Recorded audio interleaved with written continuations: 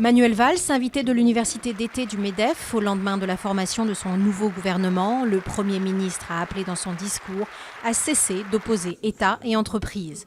Le président de l'organisation patronale, Pierre Gattaz, a exhorté de son côté le nouveau gouvernement à oser les réformes. L'armée irakienne encercle Amerli, assiégée depuis 2 mois par les djihadistes de l'État islamique. Craignant d'être massacrés, les habitants de cette ville chiite turcomane réclamaient depuis des semaines une intervention militaire. 2 hommes ont été tués dans la nuit de mardi à mercredi à 2 pas du commissariat d'Argenteuil en région parisienne. Le premier a été découvert agonisant au pied de l'immeuble, le second retrouvé décapité dans la cuisine de l'appartement. Le témoin qui a alerté la police est en garde à vue. L'enquête a été confiée à la police judiciaire de Versailles.